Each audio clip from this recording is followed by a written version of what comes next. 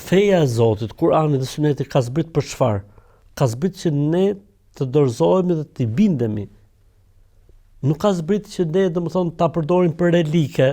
Nuk ka zbrit që ne ta vëmë aty, kemi Kur'an këtu, shi sa i bukur, është me shkronja ari. Është çfarë shkrimi, kaligrafie të bukur ka, kam një Kur'an 300 vjeçar. Ora zotëri, ti apo jeton me Kur'anin apo jo? Apo e vën jetë në zbatim. Po normalisht bindju në Allahut nëse jeni besimtar.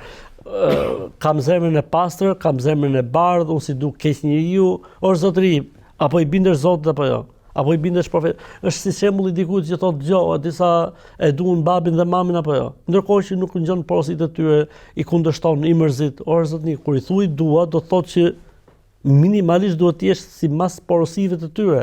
Kjo është dashuria më e madhe për prindin. Edhe dashuria më e madhe për Zotin është ti jesh i bindur ndaj tij. Dashuria më e madhe për profetin e Islam ti jesh i bindur ndaj porosive dhe këshillave të tij. Për këtë arsye tha nëse jeni besimtar. Këtu tregohet besimi, këtu tregohet dashuria e vërtetë, këtu tregohet raporti i mirë me krijuesin. Sa vend në vend urdhrat e tij, sa çon në vend si më thon fjalët e tij, sa i bindesh, sa i përkushtohesh.